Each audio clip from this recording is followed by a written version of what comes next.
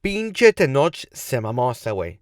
Se mamó. For those of you that don't speak Spanish, that means would you like a bean or cheese burrito?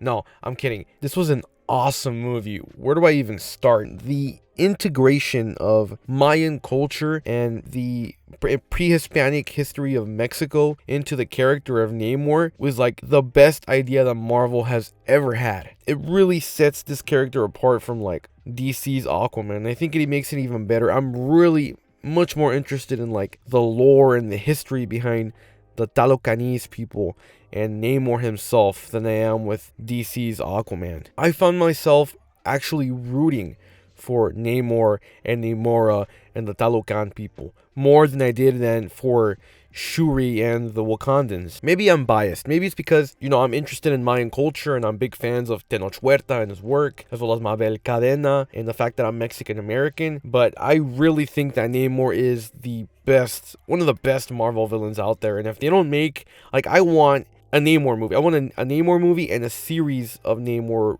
movies or movies related to the Talokan people. Here's the thing. Marvel movies, they're a great time. You're going in and you're going to have an enjoyable time. But oftentimes with Marvel movies, it's never really a complete film. There's something lacking about it, and even the plot feels messy. Doctor Strange, The Multiverse of Madness was one of the better movies, and even then I felt the plot was very messy. There was a lot going on. However, I honestly think that Black Panther 2, Wakanda Forever, is one of those Marvel movies that is just perfect, from the characters to the action to the emotional aspect to the villain as well, because oftentimes the villains are almost a copy of the hero themselves. That's one aspect of the first Black Panther movie that I didn't like, the fact that Michael B. Jordan's character was basically just a copy of Chadwick Boseman, in terms of not of personality but of powers wise. Same with the first Iron Man. Obadiah Shane was basically Tony Stark. Well, not personality wise, but I'm talking about his powers, the fact that he was just in an Iron Man suit. But Namor was just the complete opposite of Shuri. There's nothing about them that was similar besides the fact that they were both leaders of a country. This is a darker sequel to the Black Panther movie, and it's a movie about being empathetic and a movie about letting go of the people that you lost, your loved ones. And there was a lot of parts in this movie where I was honestly tearing up. I'm telling you, Namor is a fucking badass, man. I left the theaters craving to see more of Namor and his character, his history, the Talokan people, and Namora as well. I'm a big fan of Mabel Cadena, like I said earlier.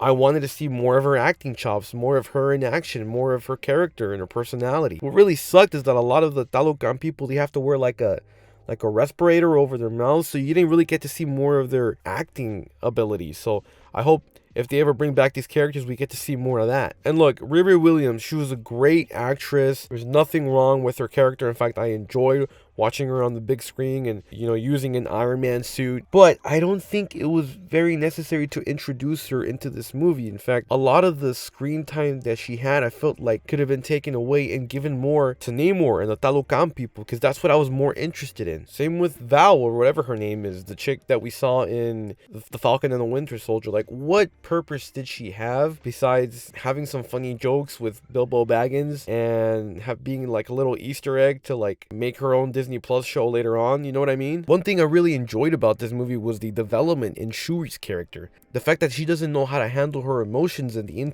internal struggle she has after losing her brother. We get to see an angry Shuri who has to choose between being an empathetic and noble leader like her mom and her brother, or an angry, violent leader who gets things done like Michael B. Jordan's character. We get to see Lupita Nyong'o back in action in this movie. We haven't seen her since the first Black Panther movie. Ever since the first Black Panther movie, I thought she was a fucking badass, man. It was pretty cool to see her speaking Spanish in the movie because I think she was raised in Mexico. And this has nothing to do with the movie or her acting abilities, but she's a very beautiful woman. And it's just so impressive that Namor and Namora and all the Talokan people were underwater with their costumes, performing and showing emotions on their faces while still holding in oxygen for long periods of time. That's insane, man. I have an intense amount of respect for them. It's because of that dedication that I really want to see what these actors can do.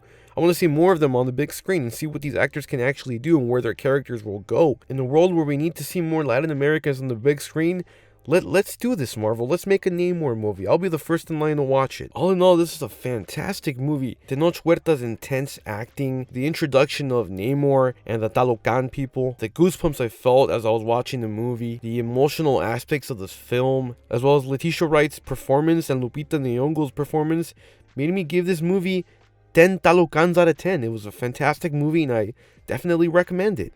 So Black Panther Wakanda Forever, did you watch it? Did you like it? Did you hate it? Let me know in the comments below. And if you enjoyed this video, consider liking and subscribing. I'll be posting more videos like this one. They called him Kukulkan.